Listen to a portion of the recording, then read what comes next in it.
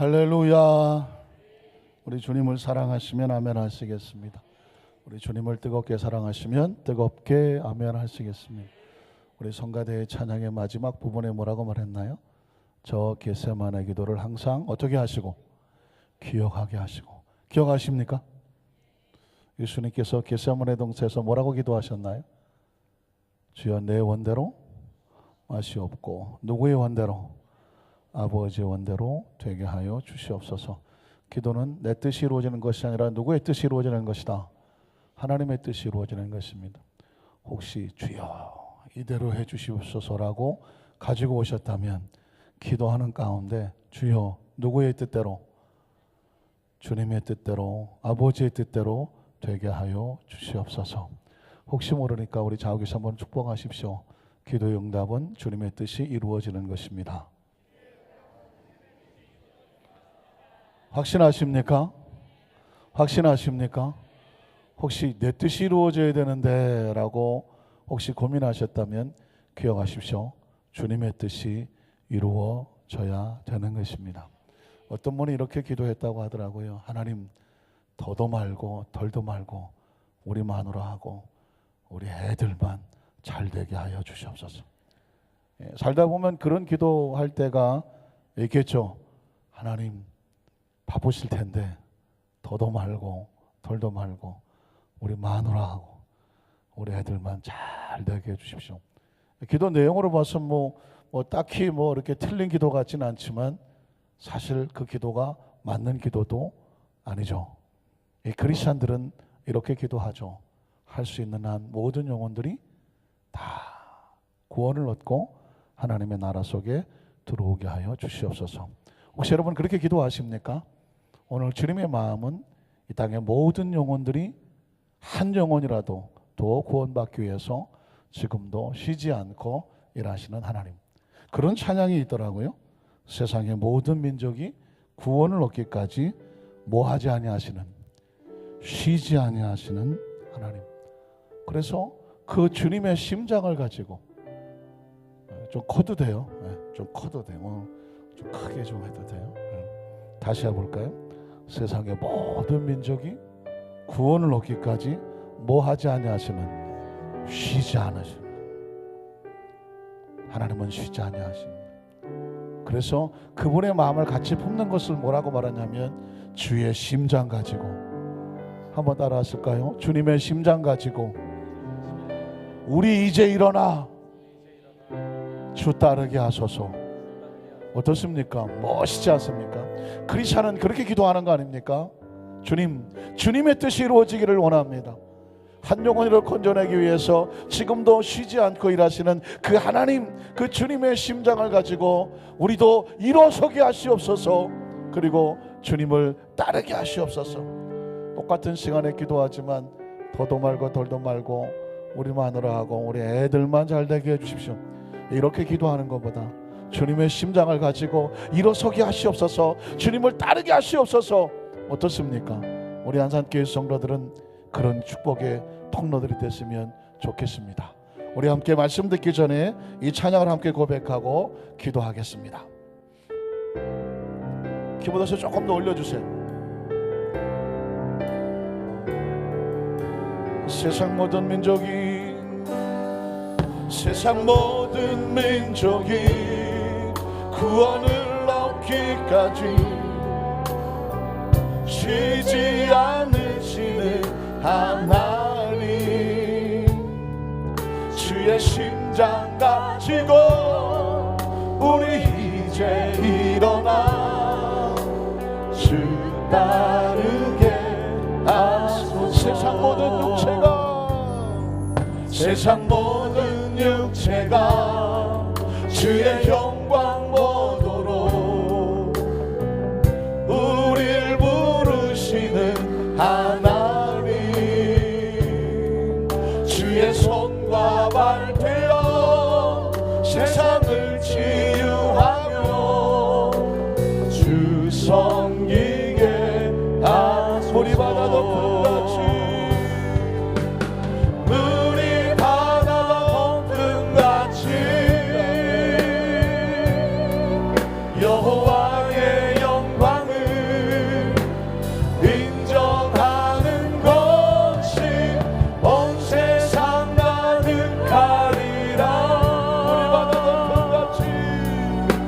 물이 바다 덮음같이 물이 바다 덮음같이 물이 바다 덮음같이 다시 한번 세상 모든 민족이 세상 모든 민족이 구원을 얻기까지 구원을 얻기까지 쉬지 않으시는 하나님 쉬지 않으시는 하나님 주의 심장 가지고 주의 심장 가지고 우리 이제 일어나 주 따르게 하소서 주 따르게 세상 모든 하소서 세상 모든 육체가 주의 영광 보도록 우리를 부르시는 하나님 우리를 부르시는 하나님 주의 손과 발되어 주의 손과 발되어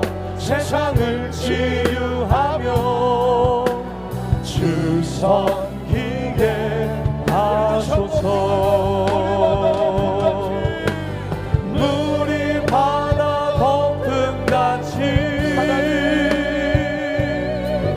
여호와의 영광을 인정하는 것이 온 세상 가득하리라 물이 바다 덮음같이 물이 바다 덮음같이 물이 바다 덮음같이 보리라 그날에 주의 영광 가득한 세상 우리는 듣게 되리 온 세상 가득한 승리의 함성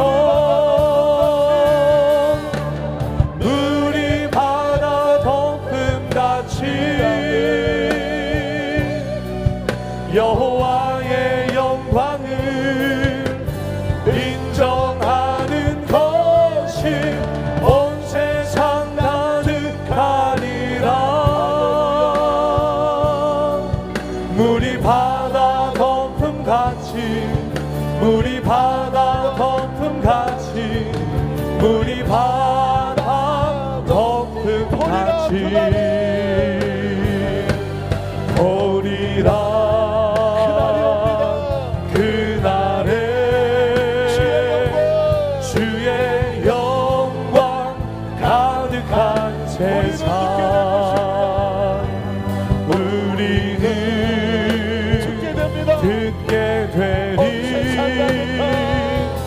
온 세상 가득한 승리의 함성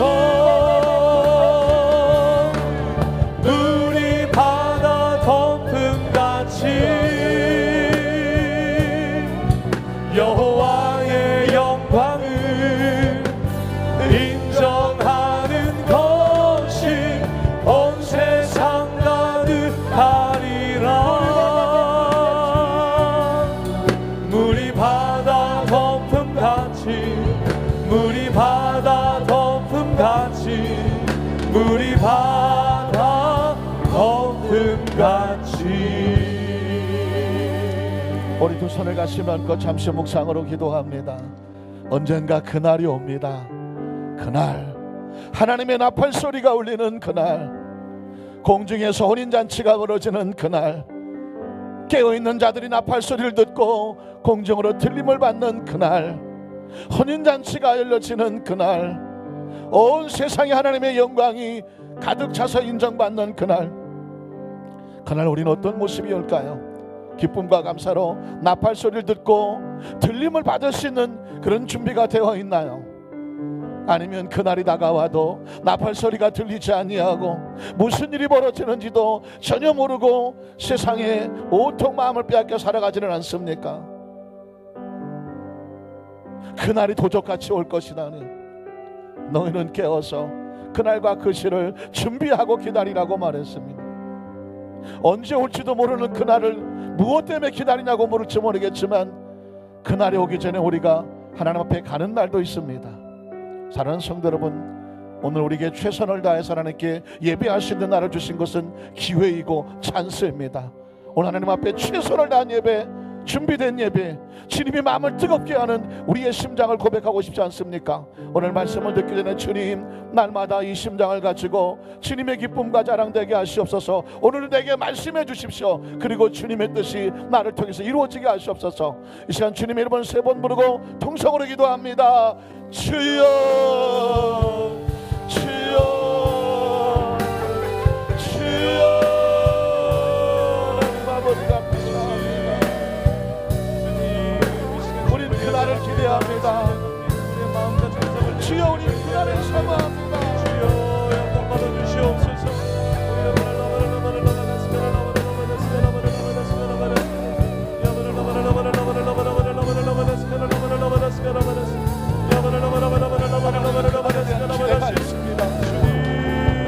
소망이 있습니다.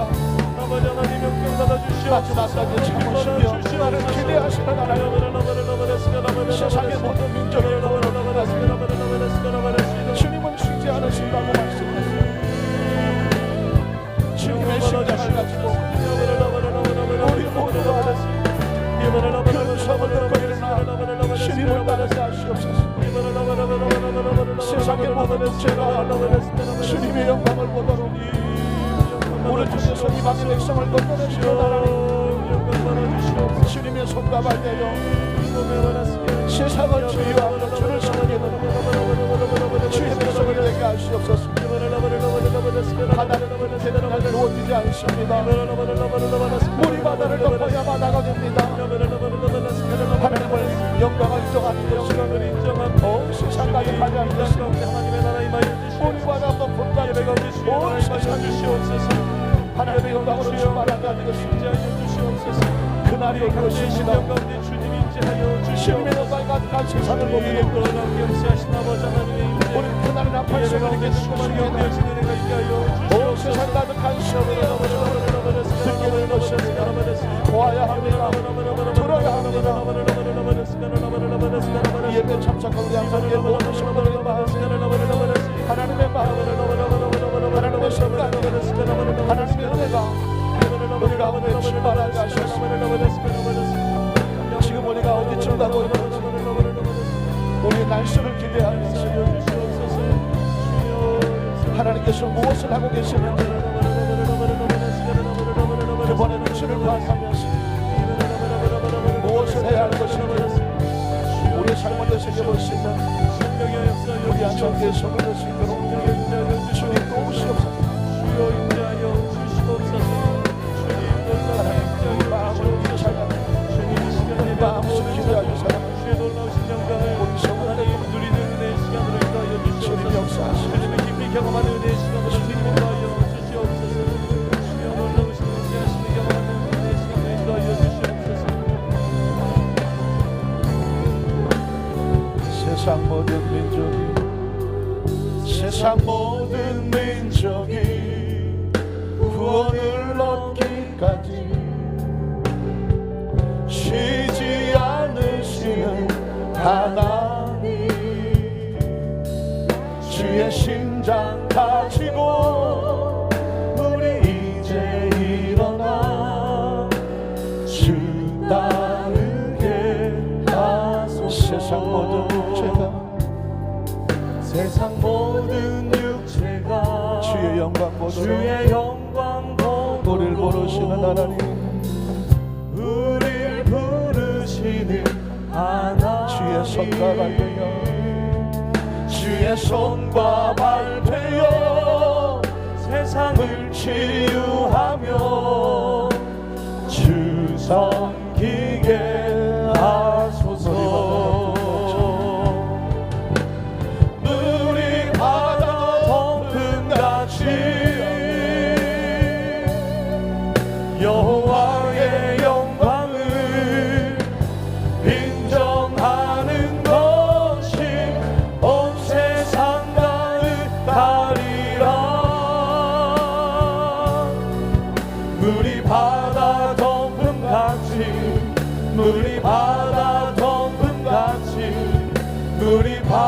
바다 덮음 같이 보리라 그날에 주의 영광 가득한 세상 우리는 듣게 되리 온 세상 가득한 승리의 함성 우리 바다 덮음 같이 여호와의 영광을 인정하는 것이 온 세상 가득하리라 물이 바다 덮음 같이 물이 바다 덮음 같이 물이 바다 덮음 같이 하나님 특별히 사랑하시는 여도수 만산교회 이 밤에 나는 죄 백성들 반드시 그날을 볼 수 있게 하여 주시옵소서. 하나님을 인정하는 것이 온 세상에 가득한 그날을 보게 하여 주시옵소서. 그날의 음성을 그 함성을 듣게 하여 주시옵소서. 온 세상 가득한 승리의 함성을 반드시 듣게 하여 주시옵소서. 지혜는 때를 분별하는 것이 지혜라고 말했습니다. 지금쯤 우리가 어디를 가고 있는지 어디쯤 가고 있는지 우리의 날수를 잘 헤아리게 하여 주셔서 여기까지 인도하신 하나님의 은혜에 감사하며 지금 우리가 어디쯤 있는지를 잘 헤아리게 도와주시옵시고 이제 남은 날수를 잘 계산해서 마지막 순간까지 주님 앞에 가는 그날 주님 오시는 그날까지 잘 준비되어 있는 착하고 충성된 주님의 일꾼 되게 하시옵시고 지혜롭고 슬기로운 그리스도의 신보들이 되게 하시옵시며 마지막 순간까지 주님의 스쳐 지나가심을 놓치지 아니하며 주님을 대접하며 주님 편에 서서 주님의 기쁨이 되는 사랑우리 안산교회의 성도들이 되게 하여 주시옵소서. 모든 것은 그날에 판결납니다. 그날에 우리가 누구인지가 증명됩니다. 반드시 천국에서 우리 모두가 한 사람도 빠짐없이 그날에 그곳에서 만날 수 있는 우리 성도들이 되게 하여 주시옵소서. 오늘 그리스도의 신부의 영성을 품기 위하여 오늘 말씀으로 우리가 닦여지기 원합니다. 말씀으로 깎여지기 원합니다. 말씀으로 씻겨지기 원합니다. 말씀으로 다듬어지기 원합니다. 말씀으로 무장되기 원합니다. 말씀으로 채워지기 원합니다. 말씀의 원리와 법칙에 따라서 주님께서 원하시는 모습으로 걸어가기 원합니다. 그 길이 목표가 되기 원합니다. 그것이 가치가 되기를 원합니다. 하나님 한 사람도 빠짐없이 그렇게 그리스도의 심장으로 살아가게 하여 주시옵소서. 예수님 이름으로 간절히 축복하고 기도 드리옵나이다. 아멘. 우리 자교시 뭐 축복하실까요? 그날을 준비하며 살아가십시다. 할렐루야. 우리 한 번 더 따라 하실까요? 이방인들 가운데도 임하시는 성령님, 이방인 가운데도 임하시는 성령 세례, 이런 제목으로 말씀의 은혜를 나누기를 원합니다. 성경은 총 몇 권으로 되어 있나요? 66권. 39, 27은 들어보셨나요? 한번 따라 하실까요? 39, 27. 갑자기 무슨 곱하기를 하고 계시나. 39권은 구약 성경이죠. 39권은 구약 성경입니다. 27권은 신약 성경입니다. 그래서 66권이에요. 아주 외우기도 쉽게 39, 27. 우리 또 피아노 반주하는 우리 주미자매는 수학하니까 머리 아파갖고. 음악하는 사람이 수학이 좀 약한가요? 어쨌든 성경은 39, 27, 66권으로 나누어져 있는데 39권을 구약이라고 말하고 27권을 신약이라고 말한단 말이죠. 늘 궁금한 게 있죠. 왜 구약이고 왜 신약일까요? 똑같이 하나님 말씀인데. 구약의 뜻이 뭘까요? 구약, 옛 구자의 언약이죠. 약속. 옛날 약속입니다. 옛날 약속. 신약은 뭐죠? 새로운 약속이죠. 하나님의 말씀은 그러고 보니까 약속이죠. 한번 따라하실까요? 약속. 하나님 말씀은 내용이 약속이 담겨져 있단 말입니다. 누구의 약속? 누구를 향하신? 우리를 향하신 하나님의 약속입니다. 그러니까 하나님 말씀을 상고한다는 얘기는, 말씀을 묵상한다는 얘기는, 말씀을 배운다는 얘기는 하나님의 약속을 배우는 것입니다. 자, 그런데 그 약속이 두 가지 약속이 있죠. 하나는 이루어진 약속, 구약이 있단 말이죠. 또 이루어질 약속, 신약이 이루어졌다는 것입니다. 그럼 그렇다고 하면 약속의 내용은 무엇이며 무엇이 기준을 삼아서 이루어졌다라고 말하고 앞으로 이루어질 것이라고 말할까? 그 성경의 주제는 누구라고요? 예수 그리스도죠. 그래서 예수 그리스도입니다. 예수 그리스도를 중심으로 구약이 되고 예수를 중심으로 신약이 되는 것입니다. 구약은 메시아가 오신다. 한번 따라 하실까요? 메시아가 오신다. 그리스도가 오신다. 그게 바로 구약의 예언이었습니다. 그러면 그 약속이 메시아가 오시면 이루어진 거니까 이제 완성된 약속 구약이라고 말하죠. 보라 처녀가 잉태하여 아들을 낳으니 이름을 임마누엘이라 하리라. 뜻을 보니까 하나님께서 우리와 함께 계신다. 예수님이 땅에 오심으로 말미암아 메시아가 오신다는 약속은 이루어졌습니다. 그래서 39권은 올드 테스타먼트 구약이라고 말하는 것입니다. 이루어졌다는 것입니다. 그러면 예수님이 오심으로 말미암아 뉴 테스타먼트 새로운 약속이 이루어지는데 예수님은 어떤 약속을 하셨을까요? 다시 오신다. 한번 따라 하실까요? 다시 오신다. 예수님은 다시 오십니다. 그래서 처음 오시는 것을 예수님의 강림, 예수님의 강림하셔. 강림. 성탄절을 앞두고 강림절이라고 말하죠. 예수님이 오시는 것입니다. 그런데 그 가신 예수님 다시 오는 걸 뭐라고 말하죠? 재림이라고 말합니다. 그래서 세컨드 카밍이라고 하는 예수님이 다시 오신다는 거죠. 신약 시대에 살아가는 성도들은 재림 신앙을 가지고 살았죠. 예수님이 다시 오신다. 그리고 그 교회가 그리스도의 신부가 되어져서 교회 시대라고 말하고 재림의 신앙을 가지고 성령님이 함께 하시는 성령 시대. 지금 우리 시대를 교회 시대, 성령 시대, 또 재림의 신앙을 기다리면서는 그리스도의 신부들의 시대라고 말하는 것입니다. 자, 여러분 제가 정리를 이렇게 해드리죠. 그러니까 예수 그리스도가 성경의 중심이 되고 약속이 돼서 예수님이 오셨기 때문에 구약은 완성이 된 것이고 우리 크리스찬들은 예수님이 오실 것을 믿고 다시 오실 예수님을 준비하고 살아가죠. 제가 아까 그날 그랬죠. 그날 보통 D-Day 하죠. 그날이 언제일까요? 예수님이 다시 오신 날이요. 그러니까 크리스찬의 머릿속에 의식사고 속에 그날이 있어야 돼요. 그날이 언젠지 어떻게 오실지는 모르겠지만 크리스찬들이 신앙이 살아있으려면 신앙에 눈이 번쩍번쩍거리고 준비된 신앙을 살려고 하면 그날을 알아야 돼요. 초대교회 성도들은 서편 하늘에 붉은 노을이 치면 주님이 오실래나? 마치 구름이 끼고 천둥 번개가 치면 오늘 주님이 오실래나? 맑은 하늘이 쨍쨍하게 비춰도 오늘 주님이 오실래나? 늘 하루를 바라보면서 오늘이 그날인가? 다 준비하며 살았습니다. 그래서 그들이 외쳤던 고백을 기억하십니까? 한번 따라 하실까요? 마라나타. 마라나타 하랬습니다. 무슨 뜻일까요? 아멘, 주 예수여 어서 오시옵소서 하랬습니다. 왜? 늘 준비된 신앙과 천국을 사모하면서 주님이 오시기를 기다렸습니다. 마라나타, 주님 어서 오시옵소서. 그렇게 살아가는 사람의 오늘 하루는 어땠을까요? 최선을 다했겠죠. 준비하며 살았겠죠. 오늘 정말 손님이 오신다. 정말 중요한 손님이 우리 집에 오신다. 제일 먼저 뭘 하시나요? 제일 먼저 뭘 할까요? 청소하는. 손님 온다고 하면 난리가 났습니다. 일단 청소해서 청소기 돌리고 걸레하고 옷 같은 거 잘 걸렸나 보고 제일 신경 쓰이는 데가 어디예요? 화장실.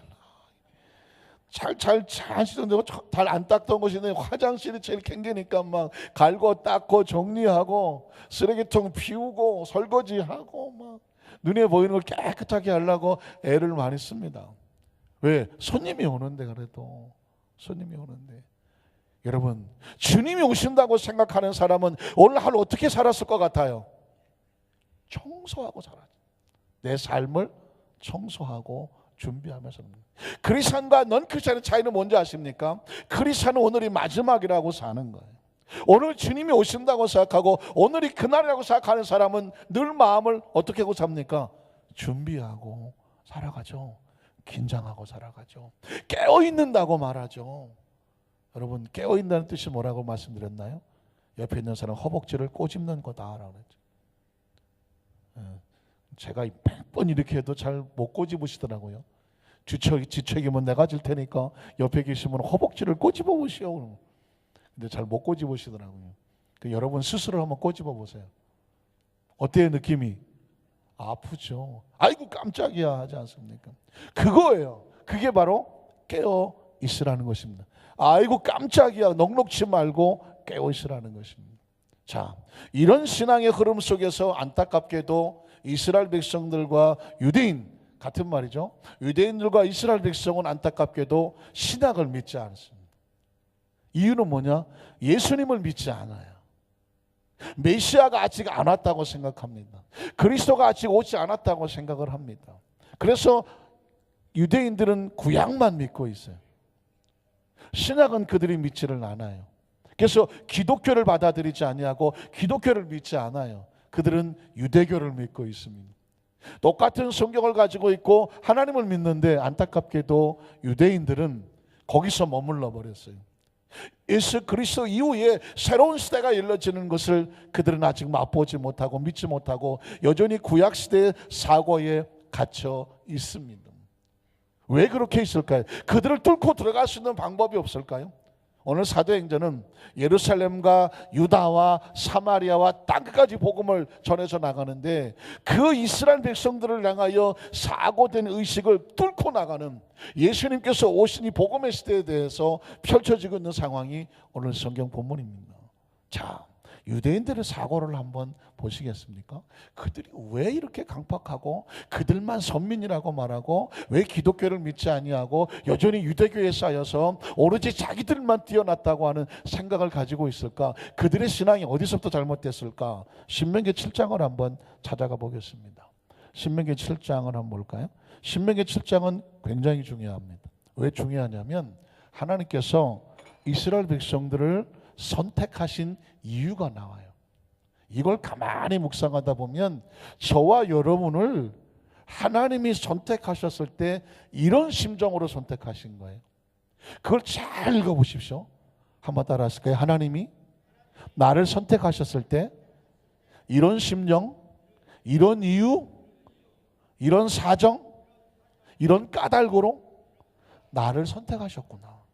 이걸 여러분 마음속에 깊이 묵상하시면서 본문으로 들어가시면 정말 큰 은혜가 될 겁니다.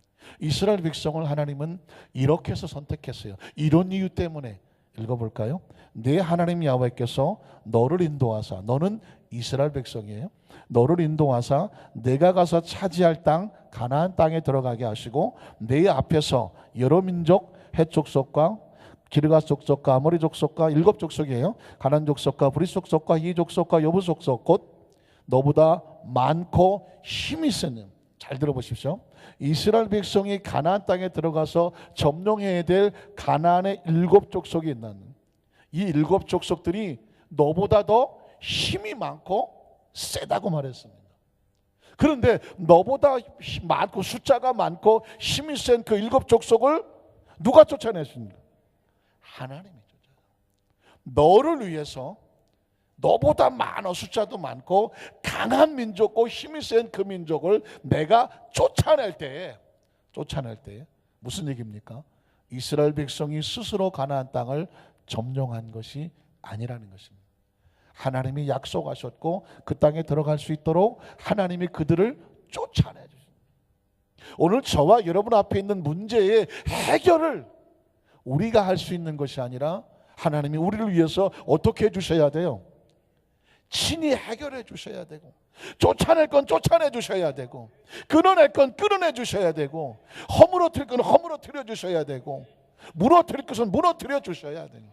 이제껏 이스라엘 백성은 하나님이 열어주셨고 하나님이 쫓아내 주셨지 이스라엘 백성이 스스로 애굽에서 나온 것도 아니고, 스스로 홍해수를 찢고 나온 것도 아니고, 스스로 아말렉을 쳐서 이길 수 있었던 것도 아니고, 스스로 가나안 그 광야에서 만나와 메추라기를 구해온 것도 아니고, 스스로 할 수 있었던 것은 아무것도 없었습니다. 하나님께서 너를 위해서 그 앞길을 열어 주셨다는 것입니다.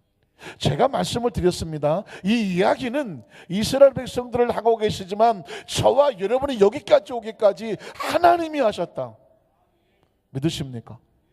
오늘 제가 인천의 남동공단에 한도 화장품이라고 하는 23년 전에 한동 약국으로 출발했던, 근데 23년 만에 세계적인 좀 큰 기업이 된 한동 화장품 주식회사 그 큰 공장 준공식회를 참 초대를 받아 갔는데, 이영원 목사님 설교하시고 여의도가 다 떴죠. 그리고 그쪽 계통의 화장품 회사 많은 회장들도 오고 아주 성대하게 그렇게 하게 됐어요. 그런데 그곳에서 최일도라고 하시는, 잘 알죠? 다일 공동체, 그분이 축사를 하시는데 요즘 자기는 이 얘기를 하고 다닌대요. 한번 따라 하실까요? 우하하. 이게 뭐 같아요? 웃음소리 같으죠? 하하하. 3번 했네. 한 번 더 크게 해볼까요? 우하하. 무슨 뜻인가 그랬더니 한번 따라 하실까요? 우리 하나님이 하신다.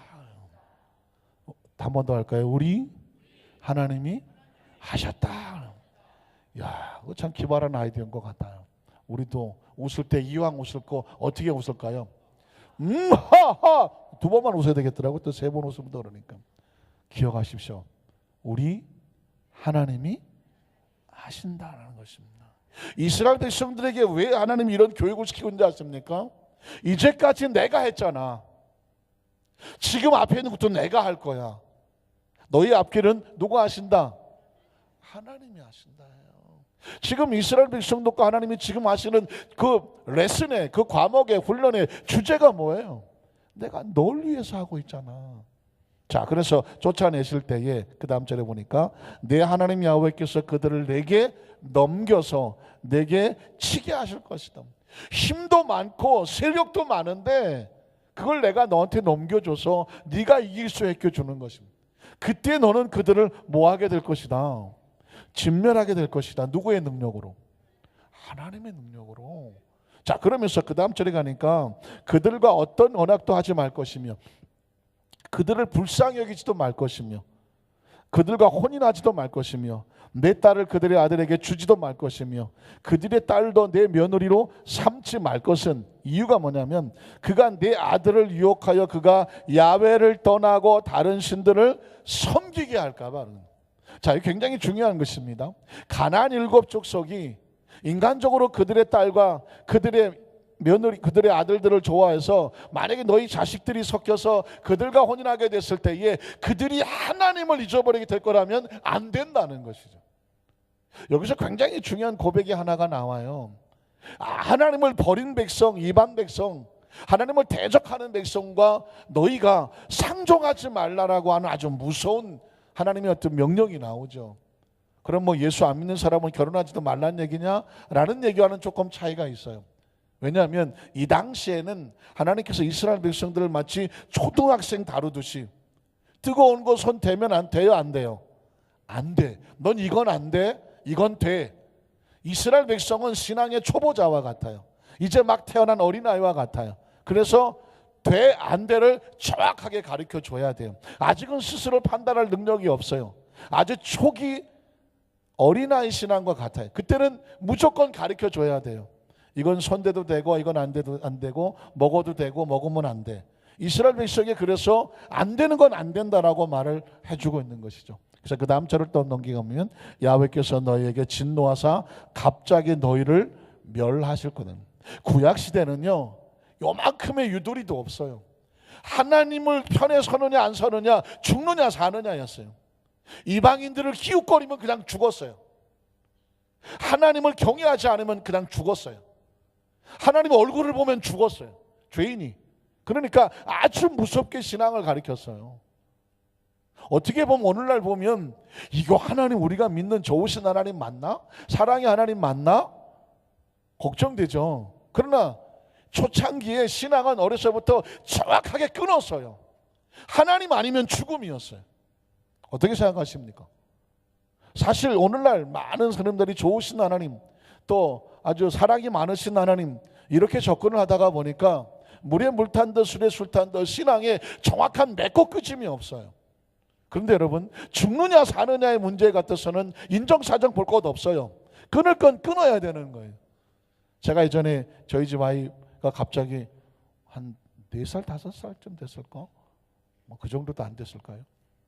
막 여기저기 일 저지르던 아이가 저희 집 사람하고 뭐 싱크대에서 뭘 하는 것 같은데 애가 아무 소리가 없어서 뭐 어디서 자나 그러다가 깜짝 놀라서 얘가 뭐하지 하다 봤더니 옆에 휴지통에서 뭘 주워 먹고 앉았다고 뭐 얘기한 적 있었잖아요. 뭘 먹나 했더니 그 일회용 김, 거기 나면 그 방부제 있잖아요. 방부제. 그게 그 안에가 반짝반짝 하니까 이 어린애 눈에는 이게 무슨 사탕인 줄 알고 이빨도 2개밖에 없는 놈이 그걸로 찢어갖고 그거를 냉큼 생겼다니까. 자, 그러면 부모 입장에서 어떡할 것 같아요? 잘 타일를까요? 웬만하면 뱉어라. 응? 너 그거 먹으면 돌아가셔. 한 2-3살에 돌아가실래? 자, 하나씩 뱉어내. 이렇게 할까요? 어떻게 할까요? 너 뱉을 때까지 나 좀 너 뭐 안 준다 이러고 앉아 있을까요? 그럴 시간 있어요, 없어요? 없어요. 그냥 아가리에다 손가락 집어넣는 거예요. 딱 보는 순간, 상황이 파악되는 순간 머리통 붙잡고 벌리고, 그건 아가리야. 그냥 막 손가락 집어넣고 걸리는 건 다 끄집어내는 거예요. 여유 있어요, 없어요? 없어요. 하나라도 놓치면 죽는 거라니까. 그 아이에게 뭐 이럴래 저럴래 타협할래 우리 어떻게 좋게 말하는 게 어떻게 좋겠느냐, 그럴 상황이 없다니까. 어린아이한테는 없는 거예요. 미친 듯이 미치는 거야. 이거 막 다 끄집어내는 거야. 막 걸리는 족죠. 근데 이미 벌써 몇 개 넘어갔어요. 얼굴이 허옇게 뭐 보라색으로 변하는데요. 눈에 뭐가 보이겠어요, 안 보이겠어요? 아무것도 안 보여요. 마침 좋은 아파트 여의도 살 때 지하 1층 안에 약국이 있어요. 쫓아가서 상황을 설명했더니 방법은 없다. 무조건 물을 먹여라. 무조건 물을 먹여라. 올라와서 또 아가리 벌려지냐. 물을 계속 부는 거예요. 얘가 먹겠다고 그래요, 안 먹겠다고 그래요? 얘는 지금 아빠 엄마가 자기를 잡아 죽이려고 그러는 줄 알아요. 왜? 갑자기 자기는 맛있는 사탕을 쳐드셨는데 아니 엄마 아빠가 갑자기 눈이 허해갖고는 막 그냥 입을 벌리고 막 물을 막 쑤셔 넣지 않나? 아빠랑 손가락으로 막 모가지를 막 젖트질 않나? 애는 죽는 줄 같죠. 그러나 시간이 없는 거예요. 물을 계속 묻는 거예요. 문다고 난리를 치면 그냥 벌려서 강제로 넣는 거예요. 살았을까요? 안 살았을까요? 살았죠. 조금 있더니 그 보라색 얼굴이 약간 허옇게 돌아오기 시작하면서 정상이 되더라고요. 여러분, 혹시 아이들이 사탕 먹다가 목에 걸리거나 혹시 그러면 볼 곳 없어요. 손가락 누셔서 사탕 끄집어내야 돼요. 전 그전에 김포성에서 저 의정부 있을 때도 갑자기 교구실에 어떤 애 하나가 욱 하고 넘어가더라고요. 그때 안수 집사는 한 분이 병원 사무장으로 있었던 분인데 저는 그런 일을 처음 봐서 왜 저러는지 몰랐어요. 어린애 하나가 갑자기 눈이 뒤로 넘어가. 근데 안수 집사님이 딱 보더니 하더니 입 딱 벌리더니 손가락 확 쑤셔갖고는 팍 끄집어내더라고요. 사탕 한 알이 이만한 게 거기서 튀어나오더라고요. 깜짝 놀랐어요. 그들이 이러더라고요. 애가 사탕 먹다가 넘어간 거라고. 그때는 방법이 없다고. 무조건 끄집어내야 되는 거라고. 그러니까 병원에서 오래 계시면서 그런 상황을 겪어봤기 때문에 긴급 응급조치를 하시는 거예요. 만약에 제가 봤으면 전 속수무책이었을 것 같아요. 어떻게 할지도 모르는. 그러니까 무조건 끄지. 거기는 시간이 없어요. 잘못하면 막 호흡이 끊어져 버리는 거예요. 왜 구약시대 하나님께서 아주 단호하게 너희가 이방의 자식들에게 딸 주고 아들 주면 갑자기 망한다고 말하는. 갑자기. 이유가 뭘까요? 그들이 하나님을 떠날까 봐 하나님께서 단호하게 막는 거예요. 이해가 가십니까? 성숙한 사람들에겐 대화하죠. 그리고 샘플과 예를 들어주죠. 그러나 죽느냐 사느냐에 있어서는 그럴 시간이 없어요. 자, 그 다음 절에 보니까 그래서 오직 너희가 그들에게 행할 것은 이러하니 그들의 제단을 헐며 주상을 깨트리며 아세라 목상을 찍으며 조각한 우상들을 뭐해라? 불살라내. 신앙은 적당히가 없고 타협이 없어요. 회색이 없어요. 까만 거 아니면 하얀 거예요. 죽느냐 아니면 사느냐는 거예요. 하늘 아니면 땅이고 천국 아니면 지옥인 거예요. 뭐 적당히 아니라는 거예요. 우상의 것들은 찍어서 부수고 자르고 없애라는 것입니다. 그리고 그 다음 절에 가니까는 그래서 너는 야훼 네 하나님의 성민이야. 네가 누군지 알아? 하나님의 성민이야. 성민이 무슨 뜻이에요? 거룩한 백성이라는 겁니다. 분별된 백성이라는 것입니다. 네가 누군지를 알아야지. 한번 따라하실까요? 너는 하나님의 성민이라. 세상에서 구별되고 우상을 섬기지 아니하며 나무에 대해서 머리 갖다 대고 뭐 거기서 절하지 아니하며 금백기 앞에 가서 손가락 빌지 아니하며 어디 가서 점쳐달라고 가서 손가락 디밀지 아니하며 넌 하나님의 성민이야. 그러면서 뭐라고 하냐? 내 하나님 야훼께서 지상 만민 중에서 너를 하나님의 기업으로 택했어. 한번 따라하실까요? 하나님의 기업. 하나님의 기업. 하나님의 기업의 뜻이 뭐예요? 하나님이 주인인 거예요. 하나님이 이끌어 가시는 거예요. 하나님이 사업의 주인이 되시는 거예요. 내 인생의 주인인 거예요. 우리의 삶을 한 기업으로 보면, 가정을 기업으로 보면, 사업과 직장을 기업으로 보면 하나님이 주인이라니까. 한번 따라하실게요. 하나님이 주인이십니다. 네가 누구냐? 넌 하나님의 거룩한 백성이야. 내가 누구냐? 내가 네 기업의 주인이야. 그래서 그렇게 택하셨다는 것입니다. 여기까지는 잘 왔죠. 근데 그 다음 절에 보면 이 7절이 중요하죠. 야훼께서 너희를 기뻐하셨어. 자, 우리를 기업으로 택한 이유, 하나님이 우리를 기뻐하셨고, 우리를 택하신 이유는 뭐냐면 너희가 다른 민족보다 수요가 많아요, 적어요? 많기 때문이 아니라는 것입니다.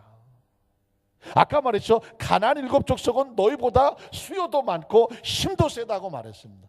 그러나 나는 힘이 많고 센 민족을 선택하지 않았다. 너희는 가장 초라하고 가장 연약하고 내가 기업 삼아주지 않으면 넌 오갈 데도 없는 그런 나약한 족속이야.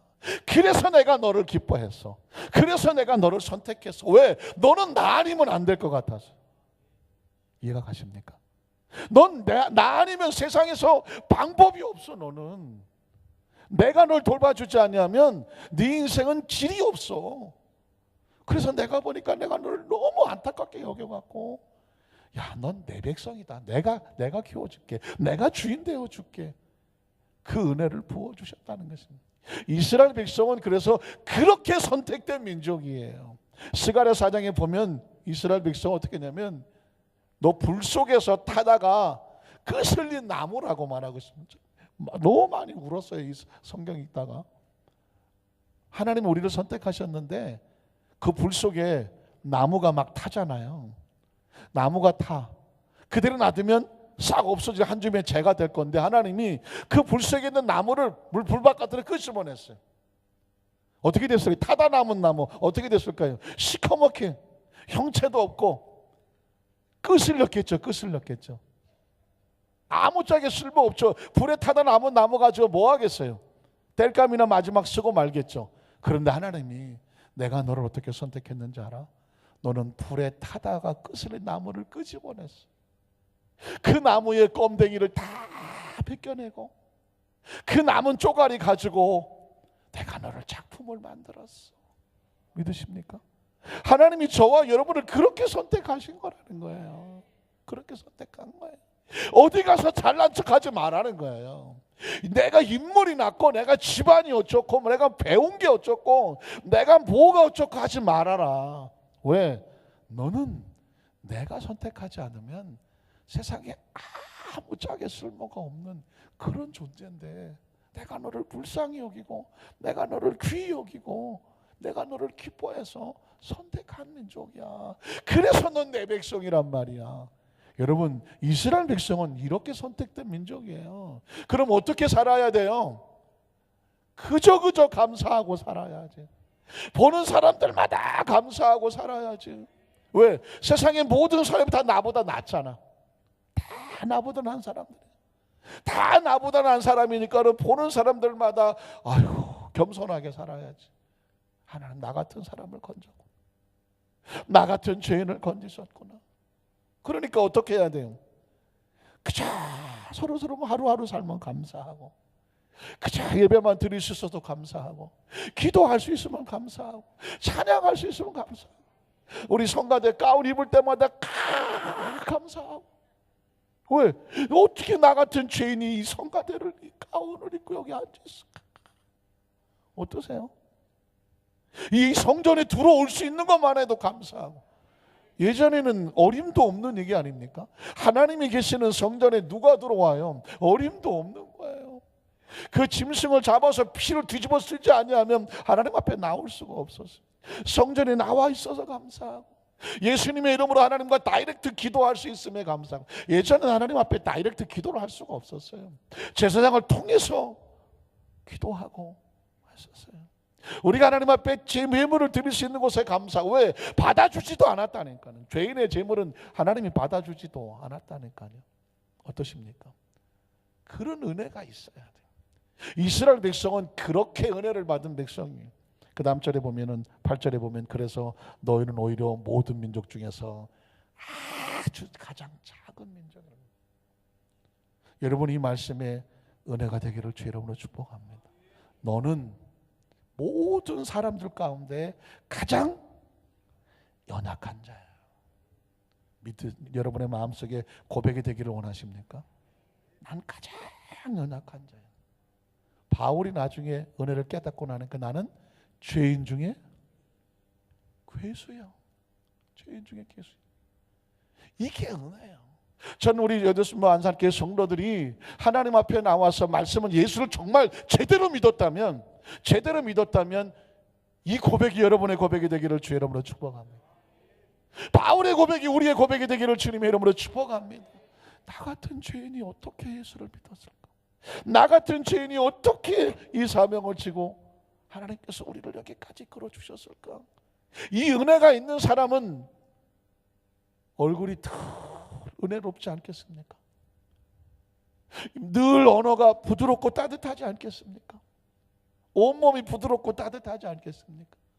누군가 나에게 뭘 맡겨주면 아유 감사해요. 나 같은 사람한테 이런 것도 맡겨주시고, 누가 좀 나한테 도와달라 그러면 아유 내가 도울 수 있어서 감사하고요. 어떻습니까? 부드럽고 따뜻하고 온유하고 겸손하지 않겠습니까? 뻣뻣하고 막 날카롭고 막 이러진 않을 거 아니에요. 왜? 아니 나 같은 죄인인데. 이게 은혜라는 거예요. 이게 은혜라는 거예요. 그런데 안타깝게도 8절까지 있나요? 8절에 보니까 야훼께서 다만 너희를 사랑하심으로만. 그런 연약하고 불쌍한 존재인데 어떻게 하나님이 성민으로 선택했느냐? 하나님이 너희를 뭐 하셨기 때문에? 사랑하셨기 때문에. 사랑이 가능한 거예요. 사랑하기 때문에. 한번 따라하실까요? 그분이 나를 사랑하신다. 믿으십니까? 이건 은혜라고 말하는 거예요. 내가 뭐 인물이 반짝반짝 해갖고, 내가 그냥 몸이 튼튼해갖고, 뭔가 내가 잘해서 그분께서 그것 때문에 우리를 선택한 것이 아니라는 것입니다. 하나님이 딱 하나 그분의 마음에 들었어. 그분이 보니까 네가 내 눈에 들었어. 난 너를 사랑해. 그래서 너희를 사랑하심으로 말미암아, 또는 너희의 조상들에게 하신 맹세를 지키려 하심으로 말미암아 자기의 권능의 손으로 너희를 인도하여 내시되 너희를 그 종되었던 집 애굽에서, 애굽 왕 바로의 손에서 어떻게 했더라?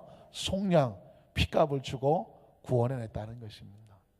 이스라엘 백성은요 이렇게 선택된 민족이니까 평생 누구를 만나든 온유하고 겸손하고 도와주고 따뜻하고 이렇게 살아야 돼요. 그런데 이 민족이 어느 날 모가지가 곧았어. 성경을 읽다가 보면 목이 곧은 백성이요. 목은 백성. 하나님이 이스라엘 백성을 땅을 치는 거예요. 이렇게 갖다 놨더니 이 이스라엘 백성이 교만이 하늘을 뻗쳤어. 하나님이 우리를 선택했는데 이유는 뭐냐? 이유는 뭐냐? 하나님이 우리를 선택했기 때문에 하나님은 나만 사랑해. 우리만 사랑해. 하나님은 우리만 사랑해. 나만 하나님 백성이야. 저 이방의 저런 것들은 하나님 백성이 아니야. 그러면서 다른 하나님 이스라엘 민족 아닌 사람들을 차별하기를 시작합니다. 비판하기 시작합니다. 손가락질하기 시작합니다. 그리고 그들의 잘못을 판단하기 시작을 합니다. 하나님의 가슴이 치워지는 게, 여러분이 정말 어디 가서 유기견 한 마리를 주웠다고 해보세요. 정말 이건 그냥 놔두면 죽을 것 같은 아주 못생기고 아무 가치도 없는 똥개 중에 똥개를 한 마리 잡아다 그걸 가다가 아이고 잘 먹여갖고 씻겨갖고 잘했다고 해보십시오.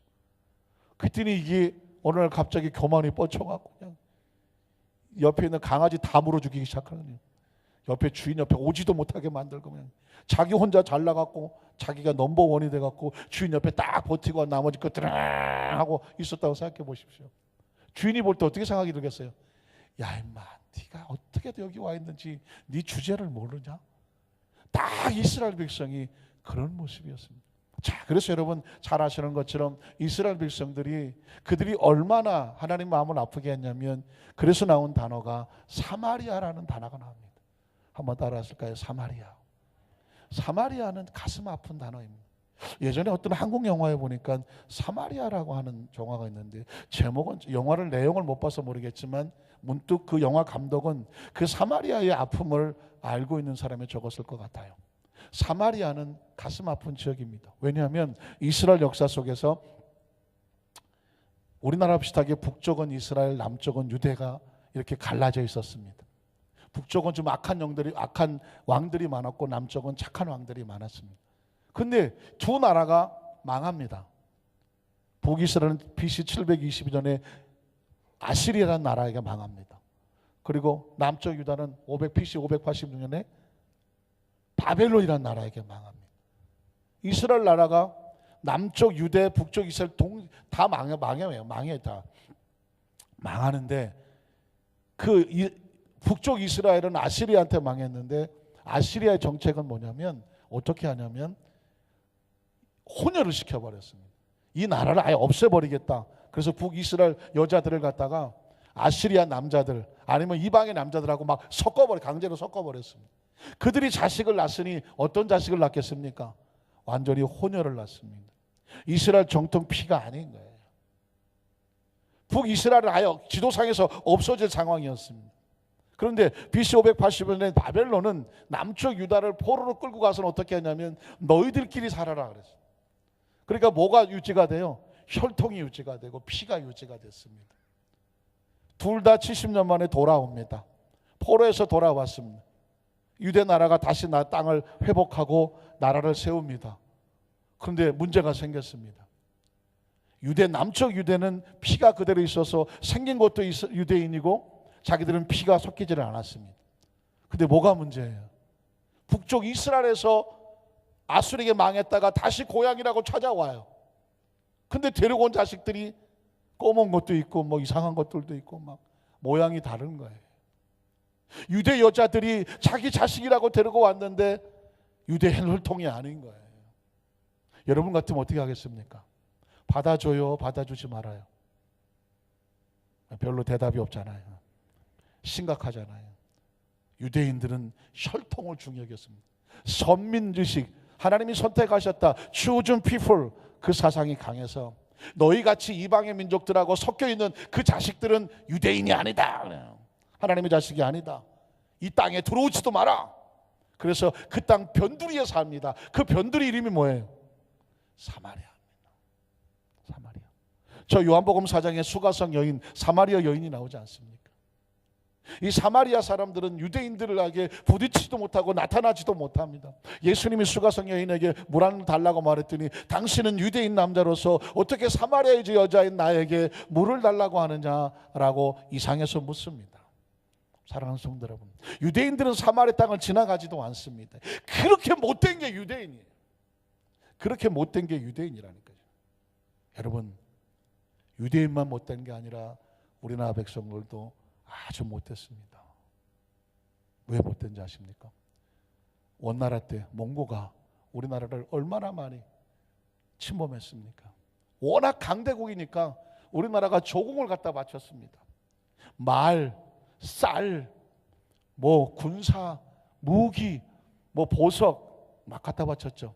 그때 어쩔 수 없이 따라간 게 뭘까요? 여자들이 따라갔습니다. 조공녀로. 공녀죠, 공녀. 수천 명에서 수만 명이 원나라를 끌려갔습니다. 힘이 없어서 망한 이 힘없는 나라가 그 백성이 서러워서 이 땅에 많은 어머니들, 누나들, 동생들이, 여성들이 끌려갔단 말입니다. 그 끌려가서 모진 수고를 다 당합니다. 현지에 병들어 죽기도 하지만 병들었다고 쫓겨나고 나이 먹었다고 쫓겨나고 몰래 도망쳐 나오고 그 먼 원나라에서 물어물어 걸어서 고향으로 돌아옵니다. 돌아오기가 쉬울까요? 그러나 갈 곳이 없어요. 고향으로 옵니다. 고향으로 돌아온 그 자기 딸들, 자기 언니들, 아니 자기 누이들 어떻게 받았을 것 같아요? 우리나라는 배달의 민족입니다. 배기의 민족입니다. 단일 민족이라고 이 중국 사람하고 섞여서 온 그 자기의 딸들 받아줬을까요? 안 받아줬을까요? 안 받아줬습니다. 고향으로 돌아오는 여자들을 뭐라고 불렀냐면 환향여라고 불렀습니다. 돌아올 환자, 고향 향자, 여성 여자, 환향여. 그들이 공녀로 끌려갔다가 고향이라고 돌아옵니다. 그 사람들을 환향여라고 부릅니다. 그러면서 받아주지 않습니다. 그래서 나온 말이 뭔지 아십니까? 환양년입니다. 환양년. 그 피투성이의 삶 속에서 고향으로 돌아오며 살 것 같아서 부모가 있고 형제가 있어서 거기 가서 살려고 미친 듯이 달려왔는데 정작 고향에 돌아왔더니 마을 사람들은 말해서 돌멩이를 들고 집어던집니다. 이 더러운 년들, 이 더러운 환양년들이라고 말합니다. 그 이후로부터 남녀간에 부정하게 행위를 하면 환양질이라고 불렀습니다. 환양녀가 왜 나빠요? 고향으로 돌아오는 사람들을 안타깝게도 단일민족, 백일민족, 우리는 무슨 뭐 피가 무슨 하나밖에 없는 피라고 어쩌고 하면서 이방에 뭐 마치 섞여온 사마리아 사람들을 손가락질하는 것처럼 우리나라 사람들도 똑같이 그 짓을 했습니다. 그들은 고향이 이 소식을 알고 고향에 돌아오기 전에 목을 매달고 죽었습니다. 갈 데가 없어요. 사랑하는 성도 여러분, 무서운 겁니다.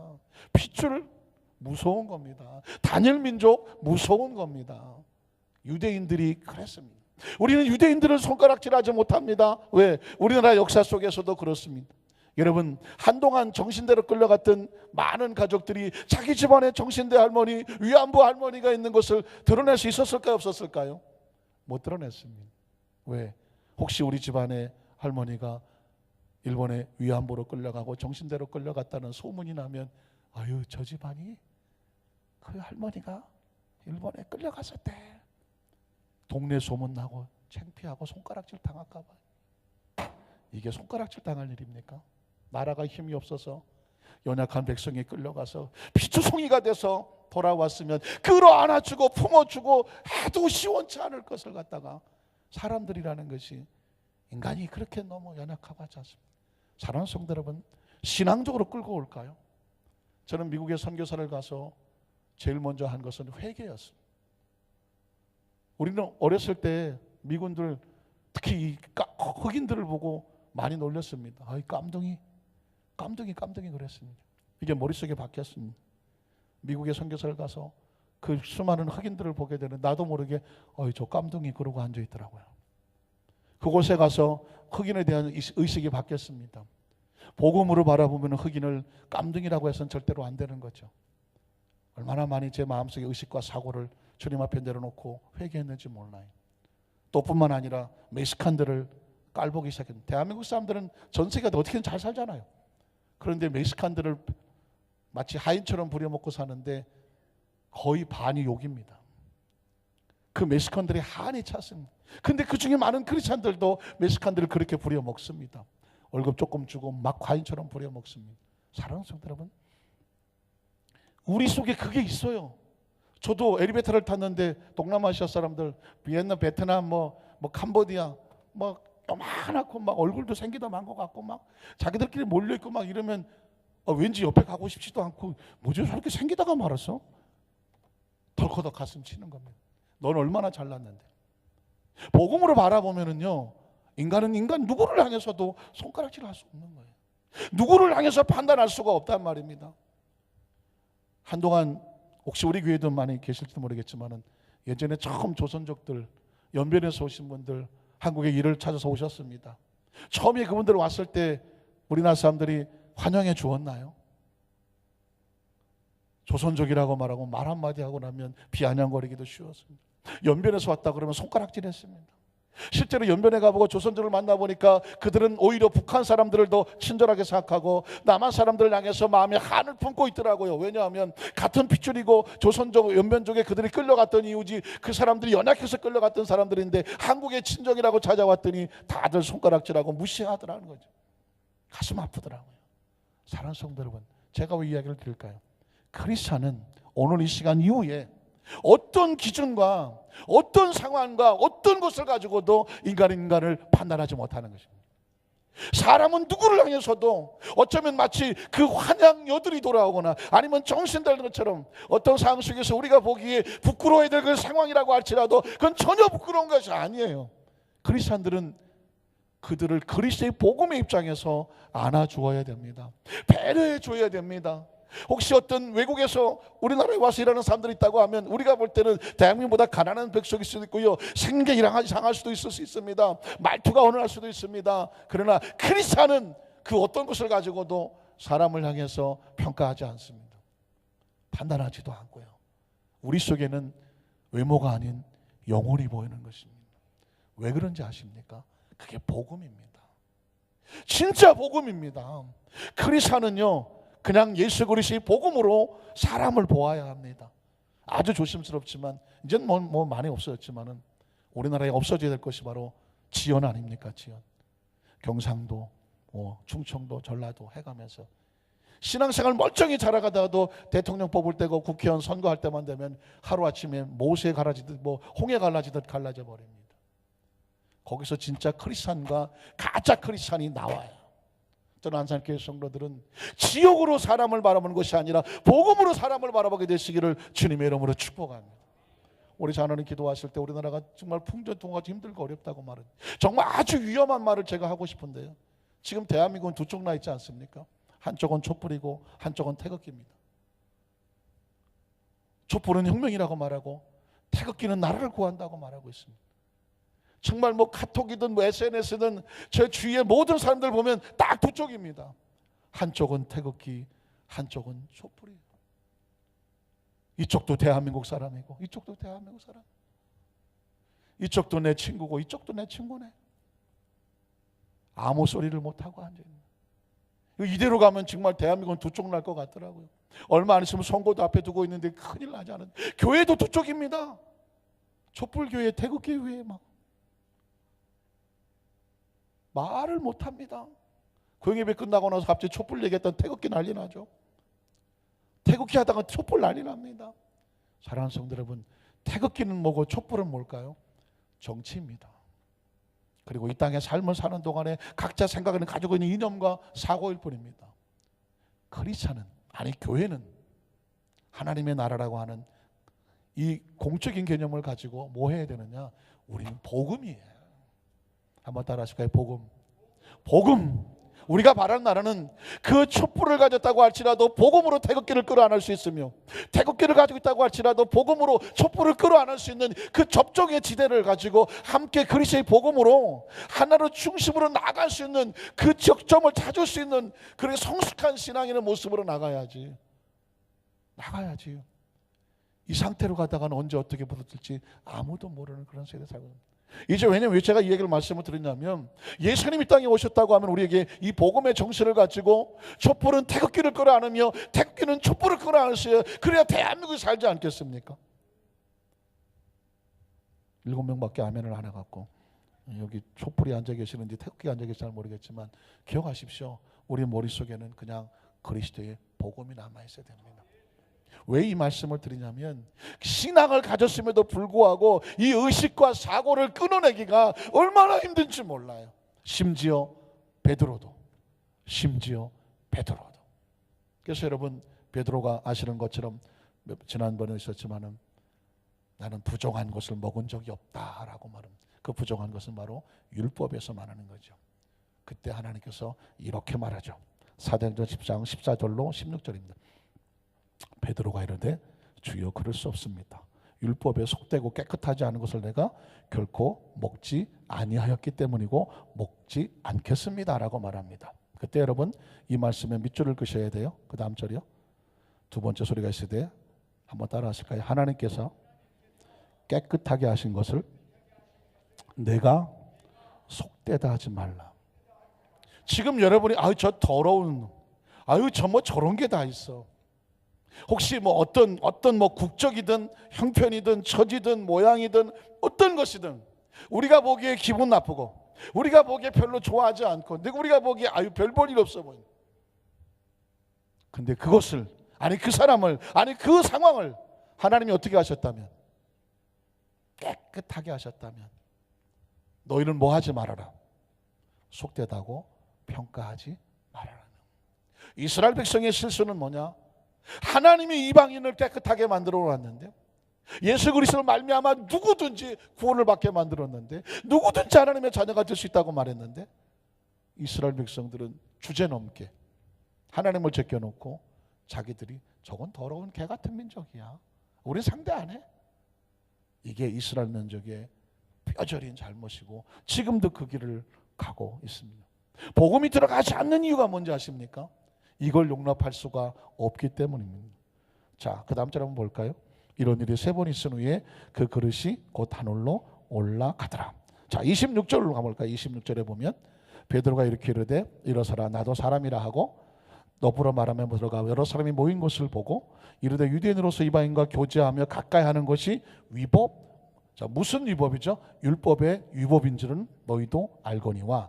자, 하나님께서 내게 지시하사 아무도 속되다 하거나 깨끗하지 않다 하지 말라요. 전라도 사람은 경상도 사람은 손가락질할 수 있나요 없나요? 확실합니까? 경상도 사람은 경상도 전라도 사람을 손가락질 어쩌고 저쩌고 할 수 있나요 없나요? 그 치연 때문에 있나요 없나요? 누가 하지 말라고 그랬나요? 확실한가요? 우리나라 사람들은 동남아시아 사람들을 향해서 우리가 비웃을 수 있나요 없나요? 없어요. 누가 하지 말라고 그랬나요? 하나님이 하지 말라고 그랬나요? 믿으십니까? 우리는 하나님이 하지 말라고 했기 때문에 하지 않는 거예요. 여러분이 지금 누군가 재수 없어요. 뒤통수도 보기 싫어요.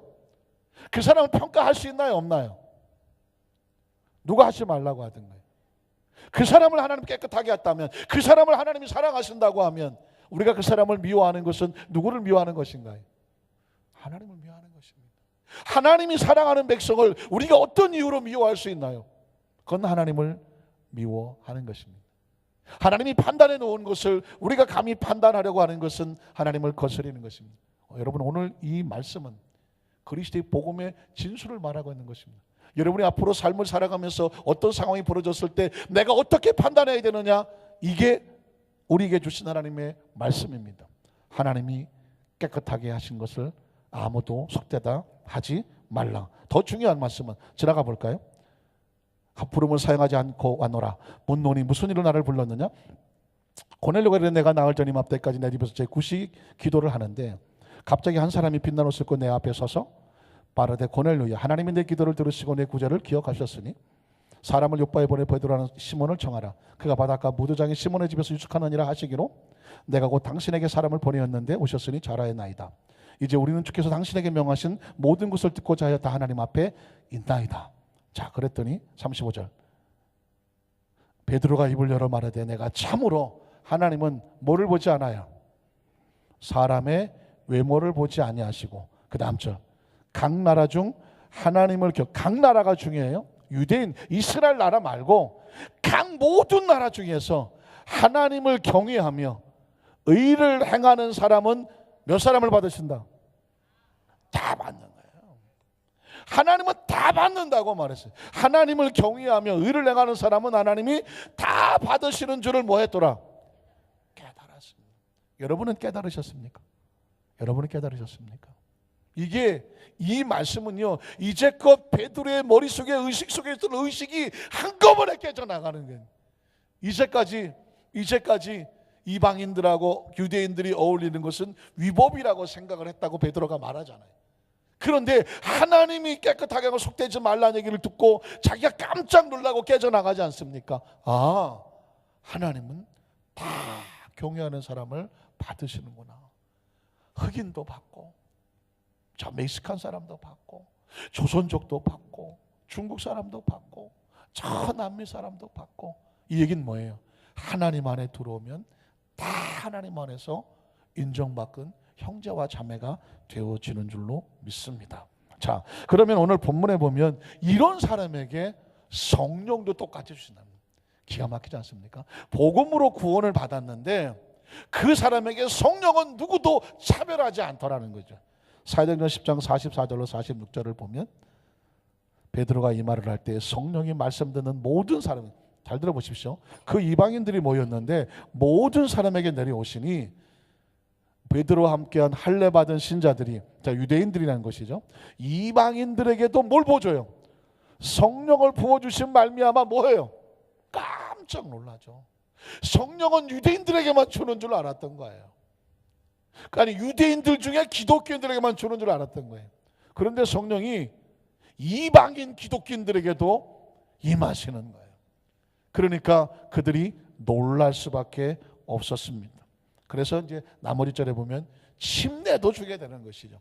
말씀을 정리하기를 원합니다. 사랑하는 성도 여러분, 제가 이렇게 기도했어요. 말씀이 나를 깎아달라고 했어요. 설교하기 전에 말씀이 나를 씻겨달라고 말했습니다. 말씀으로 나를 다듬어 달라고 말했습니다. 말씀으로 나를 이끌어 달라고 말했습니다. 우리가 가지고 왔던 많은 의식과 사고가 이 복음하고 많이 부딪힐 때가 많이 있습니다. 많이 부딪힐 때가 있습니다. 그러나 기억하십시오. 하나님이 하지 말라고 했기 때문에 우리는 어떤 이유를 갖다 대고도 갖다 합당하게 말할 수가 없습니다.